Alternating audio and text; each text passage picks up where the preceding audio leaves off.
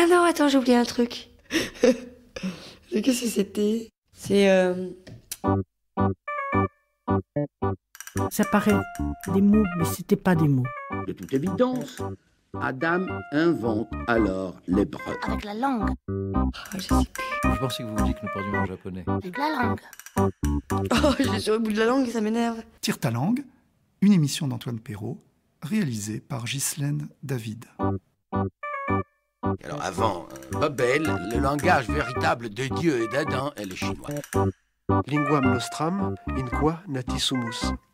Mon métier de linguiste n'est ni de me faire le chantre d'une langue commune, en l'occurrence l'anglo-américain, ni de faire entendre des accents de Cassandre, d'être une Cassandre à cocarde. Avoir sa propre langue comme un trésor et pas comme une prison. Si vous le pouvez, allez voir jusqu'au 7 avril dans la grande salle Renaud Barrault du Théâtre du Rond-Point, Belle-Sœur. C'est à l'origine une pièce de Michel Tremblay, auteur majeur du Québec, né en 1942, qui nous fait le plaisir d'être aujourd'hui en studio. Cette pièce qu'il a rédigée à 23 ans, en 1965, Les Belles-Sœurs, fut créée en 1968 avec un effet de souffle prodigieux, inimaginable aujourd'hui. 15 ménagères, du Canada français, comme disait De Gaulle, sont réunies dans une cuisine et jaspinent à qui mieux mieux, sans prendre la pause linguistique. Elles causent en joual cette parlure populaire forgée par les femmes du peuple. La version qui nous arrive cette année, après 2 ans de triomphe outre-Atlantique, s'avère une reprise sous forme de comédie musicale. Il y a, sur scène, un détail excessivement émouvant. Une comédienne joue le rôle dans un fauteuil roulant d'une belle-mère de 93 ans. Cette dame, au corps marqué par l'âge, mais au regard de braise, à l'enthousiasme que nous sentons débordant, a 2 ans de moins que son rôle. Elle est née en 1921 à Paris.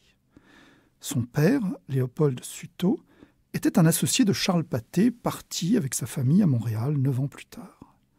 Janine Sutot est devenue, au Québec, une immense comédienne, pionnière de la radio et de la télévision. Dans son fauteuil roulant, au Théâtre du Rond-Point, elle est comme une Madeleine Renaud de chez vous, Michel Tremblay. Et je voudrais que nous commencions notre conversation en parlant d'elle. En 1968, voilà 44 ans, elle était déjà partie prenante de la création de votre pièce, tenant un autre rôle, bien sûr. Alors, commençons par évoquer Janine Sutot, qui aura 91 ans le 20 avril prochain. C'est effectivement une très grande comédienne que j'ai connue quand j'étais enfant à la radio. Ça, d'abord, est une voix, pour moi, une très jolie voix, très haut perché, une voix de tête. Ensuite, je l'ai retrouvée à la télé. Quand la télé est arrivée au Québec, j'avais 10 ans, c'était en 1952. Et tout de suite, les gens qui travaillaient au théâtre et à la radio ont voulu faire de la télé. Et Janine est arrivée. C'est drôle parce que quand on connaît un acteur, quand on connaît une actrice par sa voix, je me souviens que ma mère était toujours étonnée du physique des voix qu'elle entendait à la radio. Elle disait « Ah, ouais, un tel, là, je le voyais pas comme ça. Hein? Bon, quel drôle de corps il a, ou quel drôle de physique elle a. » Et Janine Sutot, qui était une toute petite femme, mais avec d'une très belle... D'ailleurs, sa fille est ici avec elle, et c'est le portrait craché de sa mère. Elle a eu 2 filles, une fille handicapée qui est décédée en 2007, et une autre fille qui a repris le flambeau de la comédie. Qui était sa jumelle. C'est des jumelles qu'elle avait eues. Et Mireille, oui, est une excellente comédienne maintenant. Et donc, j'ai retrouvé Janine à la télé, et elle a joué tout. Elle a joué beaucoup de Tourguenieff, par exemple, à la télé. Elle a joué Les Trois Sœurs. Elle l'a fait au théâtre aussi. Elle jouait les grands classiques. Et quand ma pièce est arrivée, elle s'y est intéressée tout de suite. Et elle a accepté de faire partie de la première lecture publique qui s'est faite le 4 mars 1968.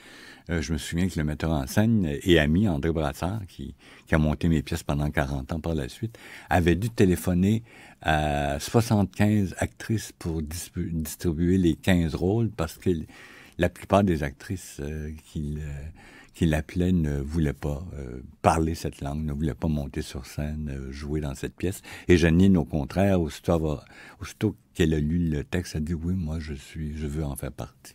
Parce que Michel Tremblay, je parlais de l'effet de souffle de cette pièce, c'est incroyablement lié à l'histoire. Lecture publique, vous le dites, mars. Oui. Ensuite, les événements, comme on dit, de mai, Oui. planétaire.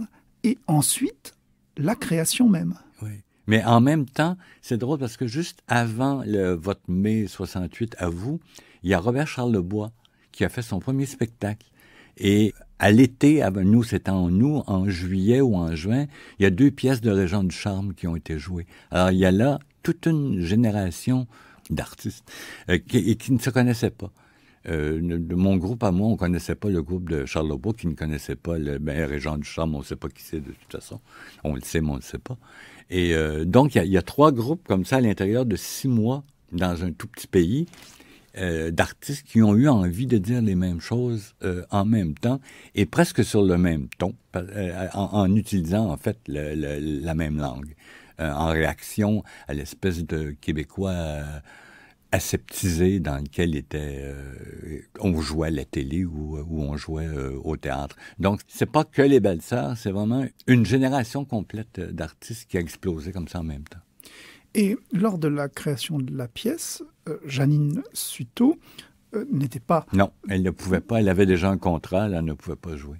Mais elle avait, pour la lecture en tout cas, interprété un rôle très intéressant parce que parmi ces 15 ménagères populaires se réunissant dans une cuisine pour coller des timbres liés à la loterie qui permet, il y a une critique extraordinaire du consumérisme qui permet d'acheter grâce à ces timbres des babioles, des colifichets, etc. Absolument. dont vous dressez la liste, et c'est un des morceaux chantés. Parmi ces 15 ménagères, il en est une que vous avez voulu camper, Michel Tremblay, celle aux liens transatlantiques, celle qui aime l'Europe, celle qui prétend parler un français relevé et à honte de la langue qu'emploient ses commères. Or, c'est précisément, crois-je savoir, ce personnage-là qu'avait joué Janine Suto. Oui, à la reprise de la première production. C'était une comédienne qui s'appelle Hélène Loisel qui avait créé le personnage et à son tour, elle avait un contrat l'année suivante quand on a repris la pièce et Janine a dit « Ah bon, là, enfin, je peux jouer dans la pièce » et elle a joué le personnage de Denise de Courval. C'est la seule qui a un « de » dans son nom d'ailleurs. Et c'est une espèce de caricature de ces gens qui, en voulant, un petit peu M. Jourdain, en voulant se sortir de son milieu, veut changer sa façon de parler et se croit au-dessus des autres. Et elle dit qu'elle perle bien, au lieu de dire qu'elle parle bien, elle dit qu'elle perle bien. Et donc, une espèce de snob qui méprise tout le monde, mais qui, croit-on deviner, n'a pas plus d'argent que les autres. C'est uniquement de la prétention et du ridicule. Alors, c'est sûrement un personnage amusant à jouer parce que les comédiennes qui le jouent ont toujours beaucoup de plaisir. C'est une sorte de phénomène d'aliénation culturelle, pour employer un terme un peu marxiste. L'auto-aliénation, oui, absolument. Oui. L'autocolonialisme des gens qui... Ça a été le cas de la culture au Québec très longtemps. La culture au Québec a appartenu soit aux étrangers qui venaient s'installer ici, qui partaient d'ici et qui venaient s'installer au Québec, soit les Québécois eux-mêmes qui s'auto-colonisaient, si vous voulez, qui se soumettaient et qui pensaient que la culture ne pouvait venir que d'ailleurs. On avait déjà des auteurs, il y avait des auteurs de théâtre formidables, M. Géhina, M. Dubé, qui écrivaient, mais qui n'étaient jamais joués par les grandes troupes de théâtre. Et c'est des gens qui étaient obligés de se produire eux-mêmes, qui produisaient leurs pièces parce que personne au Théâtre du Nouveau Monde ou au Théâtre du Rideau Vert, qui étaient les 2 grands théâtres de Montréal à l'époque, qui existent toujours encore d'ailleurs, aucun de ces 2 théâtres-là n'aurait produit de leurs pièces parce que c'était du cru, parce que ça venait de... parce que ça venait de Montréal, ça parlait comme on parle à Montréal et que ça n'était pas de la culture pour eux. Et votre pièce, Michel Tremblay, jeune homme en grande partie autodidacte de 23 ans, vous reprenez à votre compte une sorte d'oriflamme vous refusez d'intérioriser la prétendue infériorité de cette langue de tous les jours. Vous lui donnez droit de citer sur les planches. Vous pourriez nous dire à quel point ça a sonné comme une explosion? Oui, mais d'abord, il faut que j'avoue que c'était inconscient. C'est un besoin que j'ai eu de... Je ne voulais pas porter de flambeau. Je voulais juste... J'avais assisté un après-midi avec toujours André Brassard, qui est devenu mon metteur en scène plus tard, à un film. On était allé voir un film québécois qu'on avait détesté tous les deux, puis en sortant, on était allé dans un petit restaurant à côté, se demander pourquoi. C'est un film qui se passait à Montréal, on aurait dû être intéressé. Et on s'est rendu compte que c'est un film qui avait été écrit et qui était joué dans une langue que personne n'avait jamais parlé, qui était une espèce de mélange de français d'ici et de français du Québec. Les Américains, en anglais, appellent ça du Mid-Atlantic English, de l'anglais qui n'est ni d'Angleterre ni des États-Unis. Alors, c'était une espèce de français du milieu de l'Atlantique. Donc, c'était un film qui ne s'adressait à personne, puisque personne n'avait jamais parlé cette langue. Alors, on s'est posé la question, mais est-ce que c'est possible, ce que j'avais dit à Brassard, est-ce que c'est possible si j'essayais d'écrire une petite scène, une scénette, une petite scène de 10-15 minutes, avec deux dames, en utilisant la langue dans laquelle on a été élevés tous les deux, est-ce que c'est... Parce que jusque-là, les auteurs, comme je disais tout à l'heure, c'était une langue un petit peu aseptisée. Est-ce que c'est possible de la transcrire telle qu'elle, tout en essayant d'en faire une langue théâtrale quand même, parce que, bon, la vie n'est jamais assez intéressante pour qu'on la décrive elle-même. Donc, cette pièce a été écrite dans une espèce d'inconscience, je dirais. Ça venait d'un besoin d'un jeune homme de 23 ans qui avait envie de donner la parole à ses femmes, mais le côté oriflamme et flambeau était absolument absent, ce qui fait que quand la pièce a explosé, je ne peux pas dire que ça a été un étonnement complet parce que la pièce avait déjà une réputation avant d'être créée, mais l'importance de l'événement, l'explosion que ça a fait, nous a tous, même les comédiens, nous a tous étonnés. On était étonnés à quel point ça prenait des proportions qu'on n'avait pas pu prévoir. Mais cette explosion, elle a été contenue, Michel Tremblay, ou elle a tenté d'être contenue par les autorités canadiennes de l'époque. Vous avez été invité en France, ça n'a pas toujours été possible. Quand ça a été possible, si j'ai bien compris, il y avait des estafettes qui allaient voir les journalistes en disant « N'allez pas voir ça ». Vous étiez traité en pestiféré après coup. C'est-à-dire, c'était les deux. Il y avait les pros, il y avait les anti. Bon, c'est toujours la même chose. Il y avait ceux qui trouvaient que le travail qu'on faisait était formidable, et il y avait ceux qui... Mais ceux qui étaient contre, souvent, maintenant que j'y repense, prenaient la langue comme paravent, comme excuse pour ne pas voir ce qu'il y avait derrière. C'était facile de dire, moi, Tremblay, je veux rien savoir de son théâtre, je déteste ça parce que c'est enjoual. À partir du moment où on dit parce que c'est enjoual, on n'a plus besoin de réfléchir. C'est fait, c'est fini, c'est terminé. Et ce que je disais pendant les premières années de ma carrière à la télé, à la radio, ce que je disais, c'est n'écoutez plus les mots, passez outre, allez plus loin que les mots. Derrière les mots, il y a des êtres humains. Et c'est des êtres humains qui souffrent, c'est des êtres humains qui ont des choses à dire dans une langue que vous n'aimez peut-être pas, dans une langue que vous ne voulez pas entendre, surtout sur scène, mais écoutez-les. Et le deuxième volet, si vous voulez, à cette histoire, c'est que en plus d'être en joual dans une langue qu'on ne voulait pas entendre sur scène, c'était charrié par les femmes. C'était des femmes qui s'exprimaient comme des hommes, si vous voulez. C'était des femmes qui osaient dire ces choses que même des hommes n'avaient pas osé dire sur scène. Michel Tremblay, le joual est au départ une langue de femmes. Pour résumer les choses, les prolétaires québécois arrivés dans les villes pour essayer de trouver un gagne-pain en ayant quitté la campagne se trouvent en relation avec l'anglais, reviennent dans les foyers avec des mots anglais, que les femmes traduisent. traduisent, elles ne les refusent pas, elles font un véritable travail linguistique, ce qui a été fait en France jusqu'au XVIIIe siècle, où Bowling Green devient boulingrin, où Reading Coat devient redingote, et elles acclimatent dans une espèce de langue truculente et drue. En traduisant au son exactement de vrais néologismes. Elles entendaient un mot et elles le disaient en français. Et ce qui est assez beau, c'est qu'elles en faisaient des verbes qu'on peut décliner comme des... Vous pourriez donner des exemples? Je donne toujours le même exemple parce que c'est un exemple que je trouve très beau. C'est les coureurs des bois, quand ils voulaient séduire quelqu'un, ils disaient qu'ils parlaient « in fur wrapped ».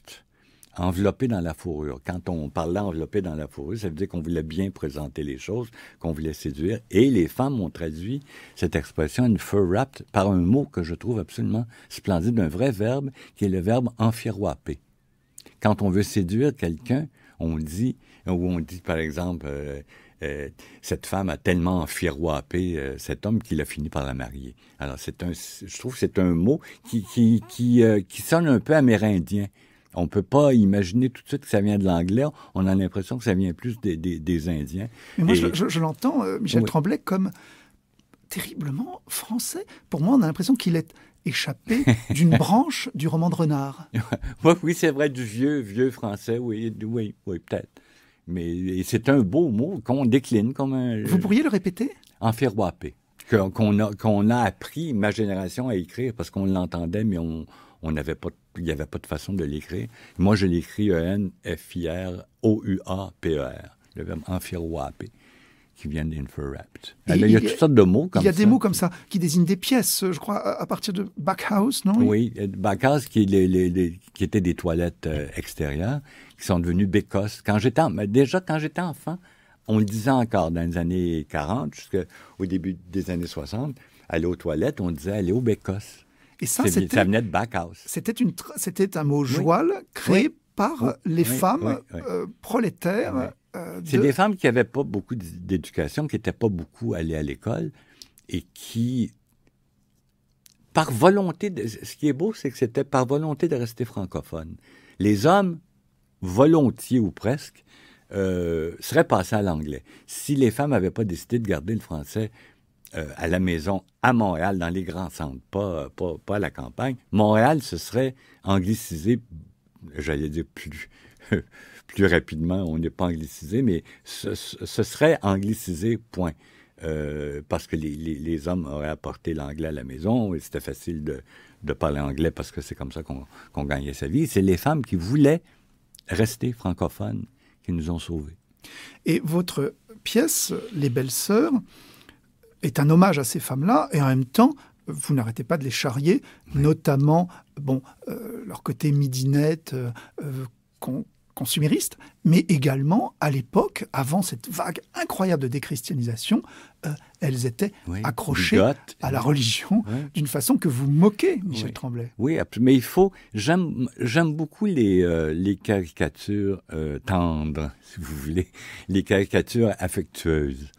Je pense qu'il y a beaucoup d'affection dans les espèces de caricatures, parce que ça en est, que je fais de ces femmes. Et il y a une chose qui est importante aussi, ça se passe en 1965, et on était sur le point de se débarrasser de la religion catholique. On est peut-être le seul pays au monde à s'être débarrassé d'une religion sans verser le sang. On s'est rendu compte que pendant 300 ans, on était tenu dans l'ignorance et que, en grande partie, la religion catholique en était responsable. Et comme ça, presque du jour au lendemain, on a comme oublié que la religion catholique existait. Je ne dis pas qu'elle ait disparu complètement parce qu'il y a encore beaucoup de catholiques au Québec, mais par exemple, Montréal était appelée la ville aux 100 clochers quand j'étais enfant, alors que maintenant toutes les églises sont à vendre. Toutes les églises ou sont vendues, sont transformées en condos. En condominiums. Oui, il y a des condominiums en appartements. Qui sont magnifiques d'ailleurs. Vivre dans un clocher d'église, c'est formidable. Et il se trouve qu'il y a 2 ans, j'étais à Montréal le jour de Pâques. Et vous savez que c'est normalement le jour où on compte les chrétiens. Et la cathédrale était vide. Et dans les intentions de prière, il y avait une vieille dame qui parlait de la déchristianisation avec des larmes aux yeux. Oui, oui, oui. Il n'y a plus personne, les gens sont partis. Se sont désintéressés, mais vraiment, pas d'une façon passionnée, pas en se battant et en versant le sang. Mais je disais tout à l'heure que c'est parce qu'on s'était rendu compte que notre aliénation venait en partie de la religion catholique, mais c'est absolument vrai. Ça, les historiens vont vous dire qu'au 18e,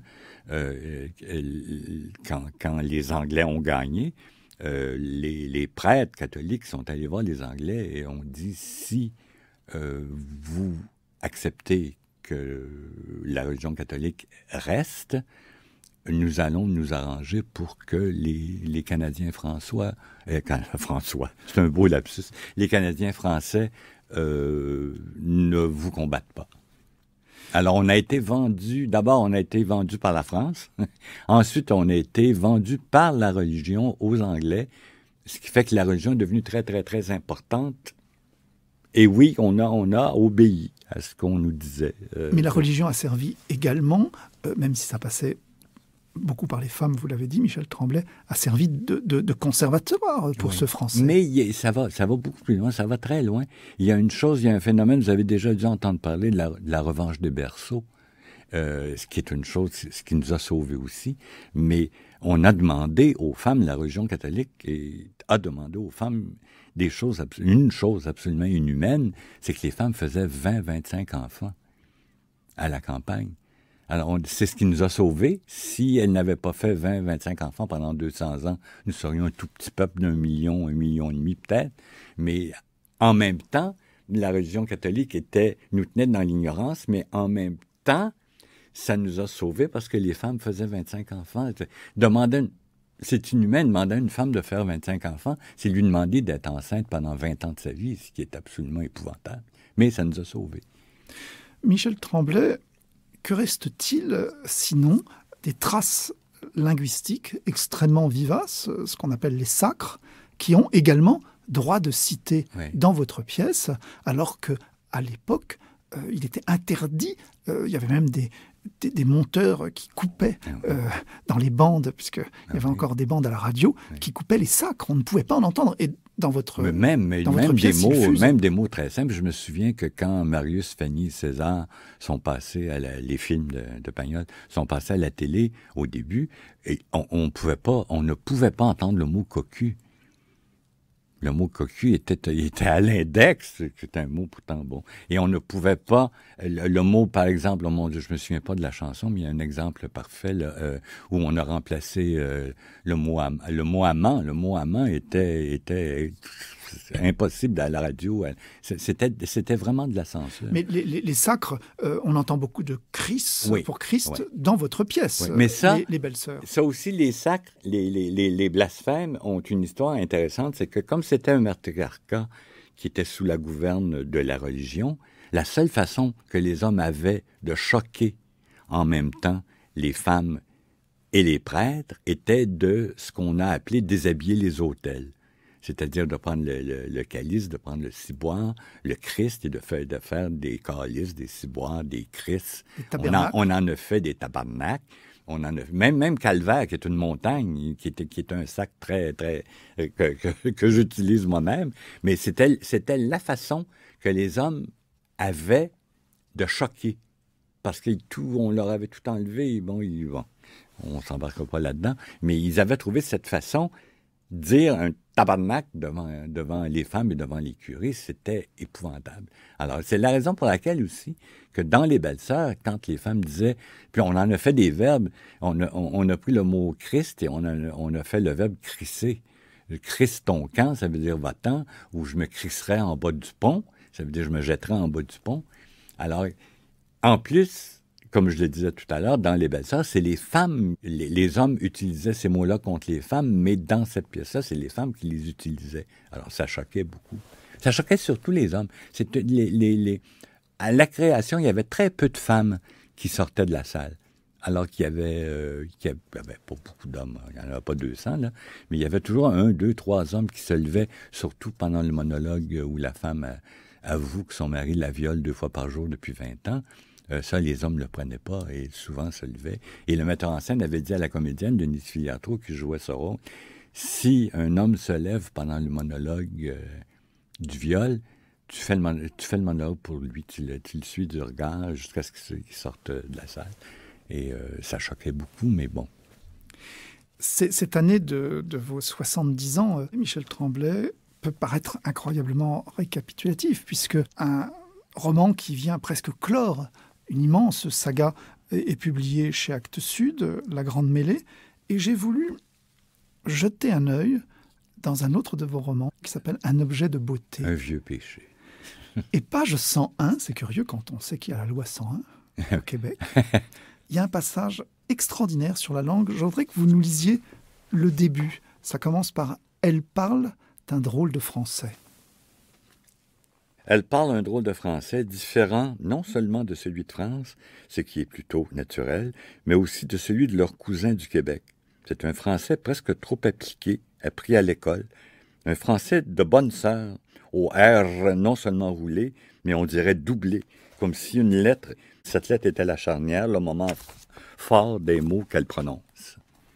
Leur accent est québécois, et certains mots qu'elles utilisent aussi, parce que c'est le parfum général du français parlé en Saskatchewan, où on a essaimé depuis plus de 20 ans des chômeurs venus du Québec ou des francophones des États-Unis, à qui on leur avait promis mer et monde s'ils venaient s'installer dans l'Ouest, d'abord au Manitoba, puis ensuite ici à Dollard, dans la province voisine.